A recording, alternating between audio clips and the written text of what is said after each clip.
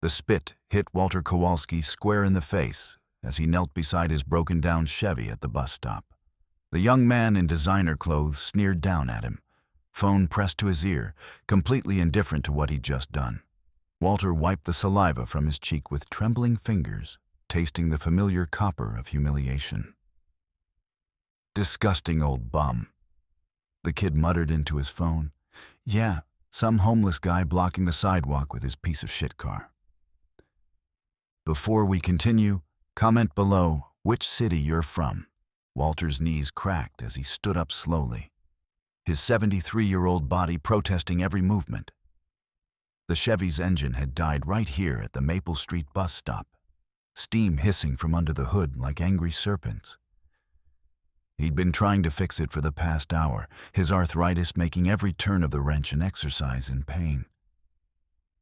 "I'm not homeless," Walter said quietly, his voice barely audible over the traffic.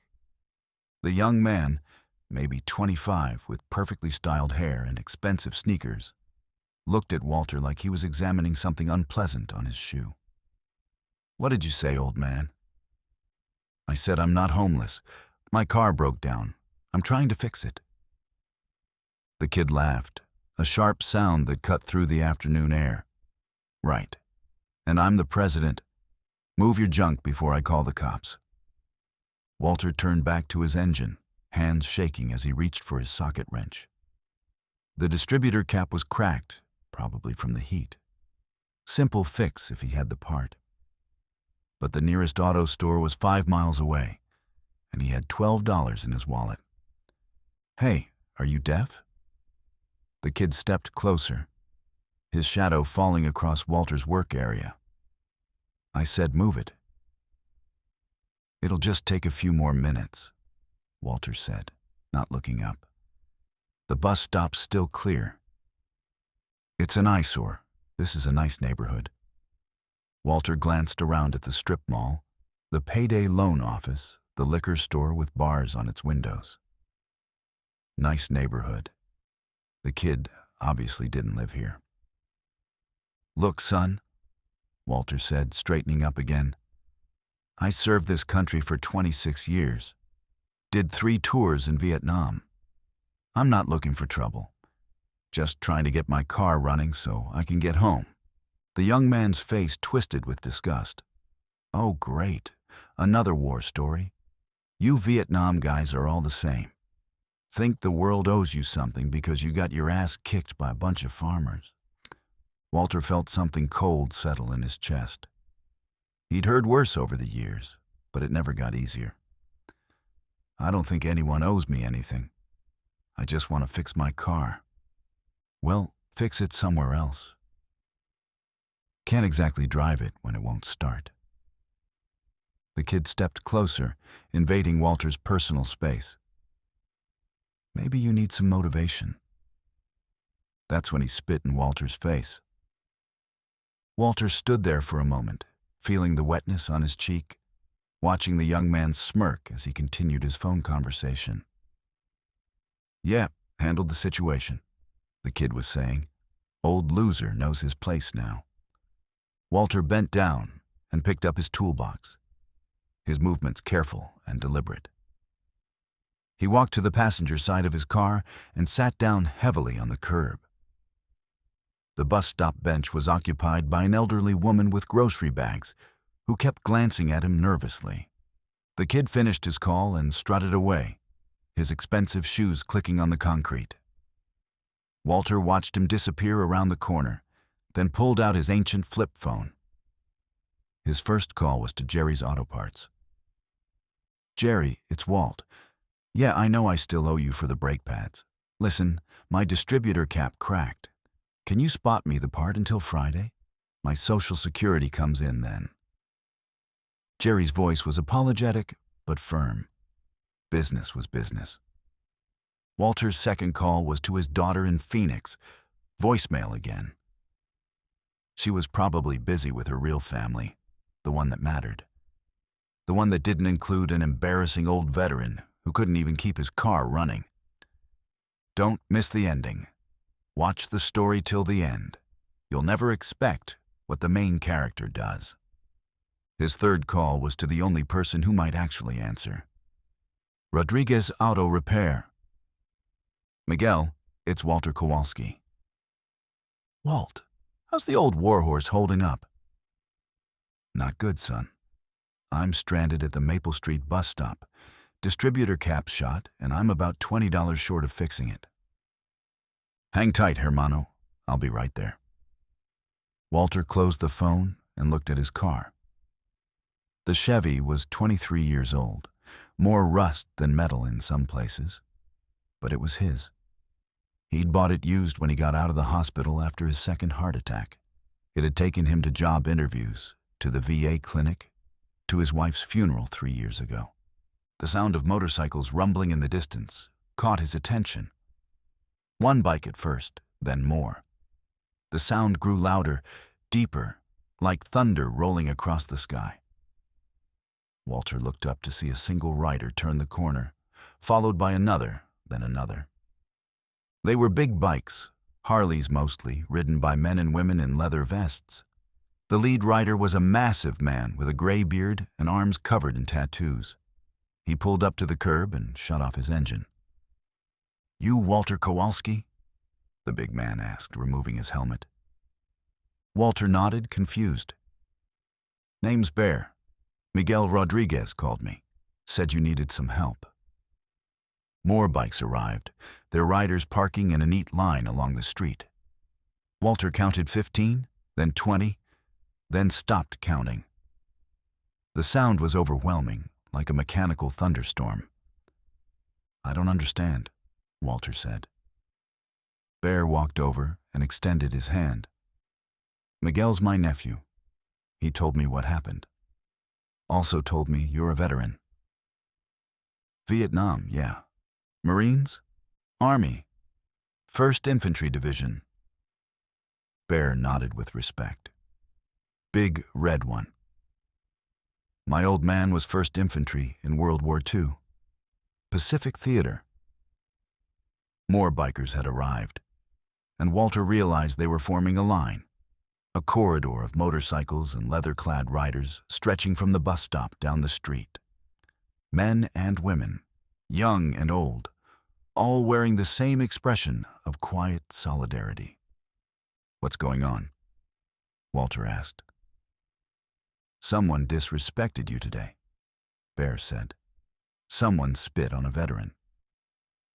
That doesn't sit right with us." Walter felt his throat tighten. "How did you know about that?" "Maria Gonzalez."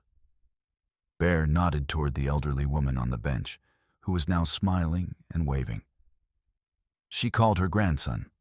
Her grandson called Miguel. Miguel called me." A pickup truck pulled up behind the line of motorcycles. Miguel Rodriguez jumped out, toolbox in hand, followed by a young man Walter didn't recognize.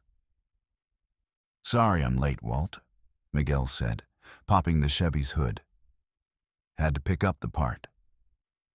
He handed Walter a brand new distributor cap. "On the house." "Miguel, I can't." "Yeah, you can. My uncle was in Korea. He came home to people spitting on him too. Different war, same bullshit." Miguel's friend, a kid maybe 22 with oil-stained hands, was already removing the old distributor cap. "This'll take 5 minutes tops," he said. Walter looked around at the scene. 80 motorcycles lined the street, their riders standing at attention like an honor guard. Traffic had slowed to a crawl as drivers craned their necks to see what was happening. Several people were taking pictures with their phones. "I don't deserve this," Walter said quietly.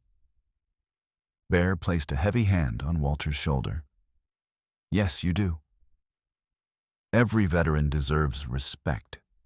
Every veteran deserves to come home to something better than what you got today." The young mechanic finished installing the new distributor cap and cranked the engine. The Chevy roared to life, running smoother than it had in months. "She's good to go," the kid said, wiping his hands on a rag. Walter pulled out his wallet. But Miguel waved him away.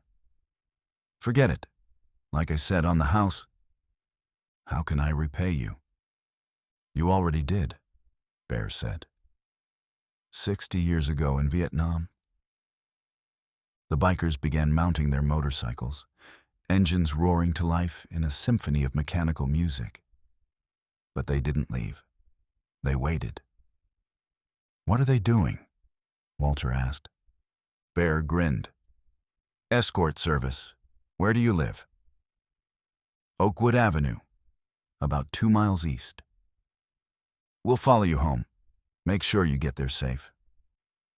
Walter climbed into his car, hands shaking as he gripped the steering wheel. In his rearview mirror, he could see the line of motorcycles stretching back 3 blocks. People were coming out of stores and offices to watch the procession. He pulled away from the curb slowly, and the entire convoy followed. 80 motorcycles creating a thunderous parade through the quiet streets of suburban Sacramento. At red lights, the bikers would rev their engines, the sound echoing off buildings and into the hearts of everyone who heard it. They passed the strip mall where the young man had insulted him. Walter saw people pointing and recording with their phones. A police car pulled up alongside the convoy, but the officer just nodded and waved when he saw what was happening. When they reached Walter's small house on Oakwood Avenue, the motorcycles lined both sides of the street.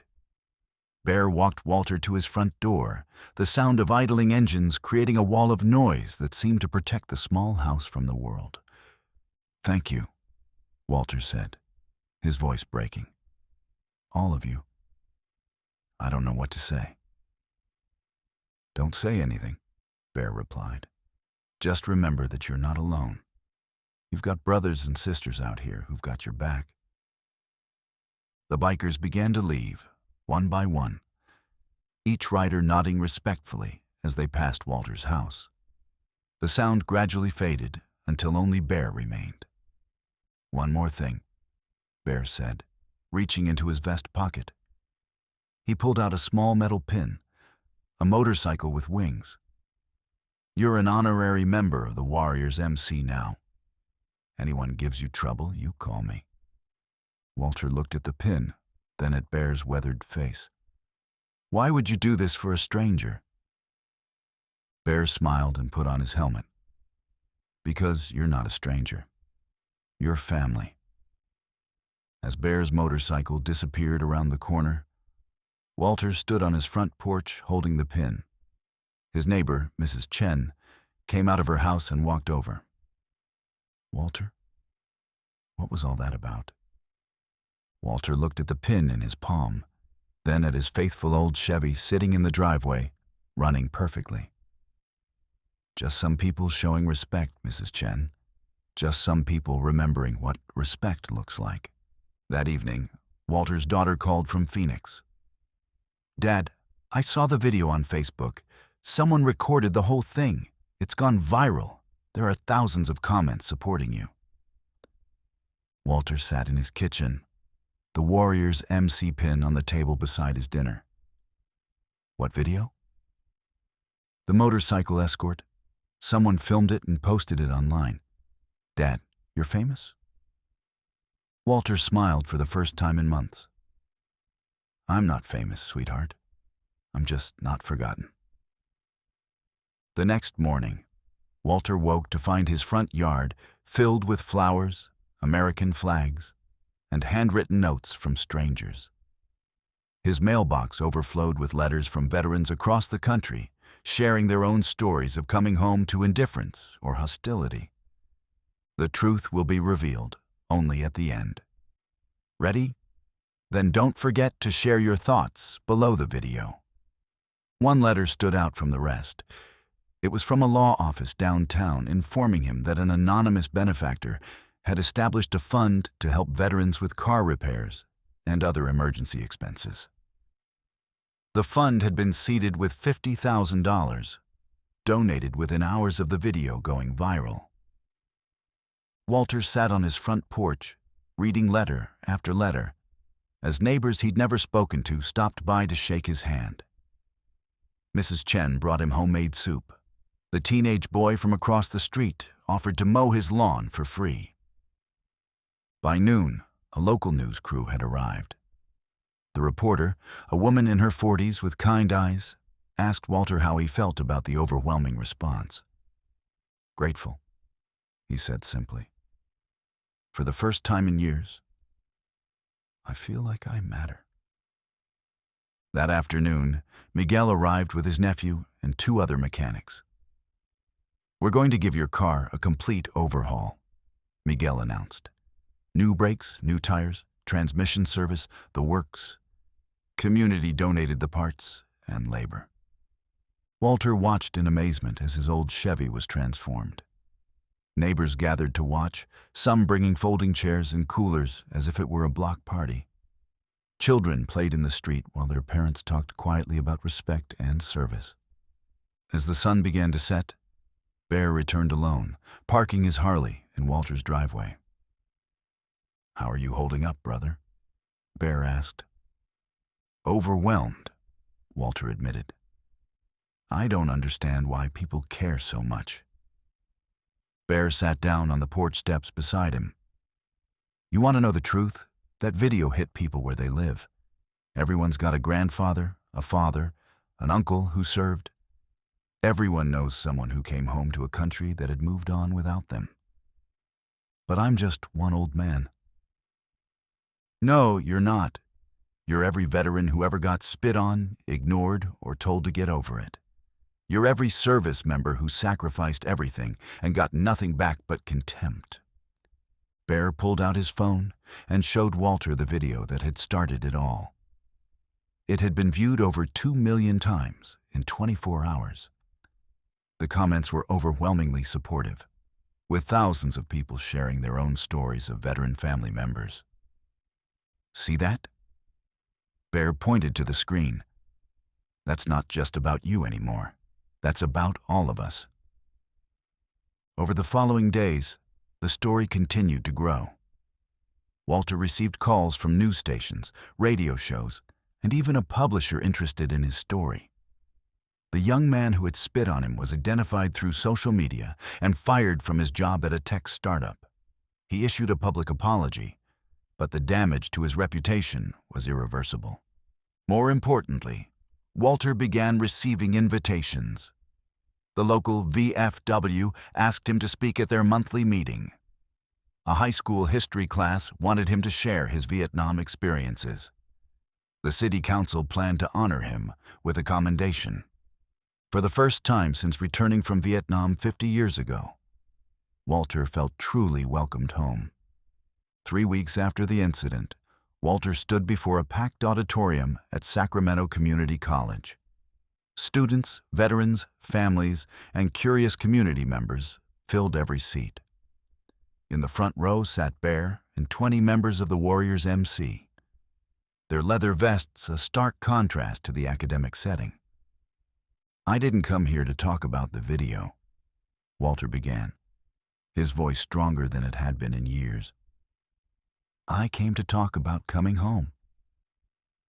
He told them about returning from Vietnam in 1973, about landing at Travis Air Force Base and being advised to change out of his uniform before leaving the airport, about job interviews where his military service was seen as a liability rather than an asset, about decades of feeling like a stranger in his own country. "For 50 years, I thought I was alone," he said.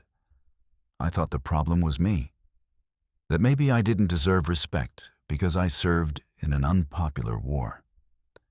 The auditorium was silent except for the soft hum of the air conditioning. "But 3 weeks ago, I learned something. I learned that there are still people in this country who understand what service means, who remember that freedom isn't free and that someone has to pay the price." The applause started slowly, one person clapping, then another, until the entire auditorium was on its feet. Walter stood at the podium, tears streaming down his face, finally feeling like he had truly come home. After the presentation, a young woman approached him. She was maybe 25, with the same defiant expression he'd seen on the face of the young man who had spit on him. Mr. Kowalski, she said, extending her hand. I'm Jennifer Morrison. I'm a veteran too. Afghanistan, 2 tours. Walter shook her hand, noting the firm grip and the pride in her posture. I wanted to thank you, she continued, not just for your service, but for showing people like me that we're not alone, that there are people who have our backs. We look out for each other, Walter said. That's what we do. As the crowd dispersed, Bear walked over and put his arm around Walter's shoulder. So, what's next for the famous Walter Kowalski? Walter smiled, feeling lighter than he had in decades. I think I'll stick around. Seems like there's still work to do. That night, Walter sat in his kitchen, looking at the Warriors MC pin Bear had given him. His phone rang, and he was surprised to hear his daughter's voice. Dad, I saw your speech online. I'm so proud of you. Thank you, sweetheart. I've been thinking. Maybe it's time I came for a visit. Brought the grandkids to meet their grandfather properly. Walter felt his throat tighten with emotion. I'd like that very much. After he hung up, Walter walked out to his driveway, where his restored Chevy sat gleaming under the streetlight.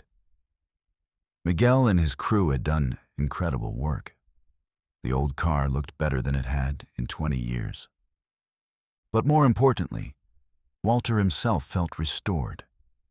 The bitter taste of that afternoon at the bus stop had been replaced by something sweeter. Not just the taste of vindication, but of belonging, of mattering. He thought about the young man who had spit on him, wondering if he truly understood what he had set in motion. A single act of cruelty had sparked a movement of compassion that reached far beyond one broken-down car at a bus stop. Walter looked up at the stars, the same stars he'd seen from jungle foxholes in Vietnam, from hospital beds during his recovery, from this same driveway during 50 years of quiet loneliness. Tonight, they seemed brighter. Tomorrow, he would drive to the VA hospital to visit other veterans. He would tell them about Bear and the Warriors MC, about Miguel and his nephew, about Mrs. Chen and her soup. He would tell them that they weren't forgotten, that someone still remembered their sacrifice. But tonight, Walter Kowalski simply stood in his driveway, a 73-year-old veteran who had finally found his way home. The spit had dried on his face hours ago, but the brotherhood that responded to it would last forever. He never learned the name of the young man who spit on him, but he later discovered that Bear was a retired Marine colonel who had been organizing veteran support rides for over a decade. The Warriors MC had been founded specifically to honor veterans who had been mistreated after returning home, and Walter's story had become their most powerful recruitment tool.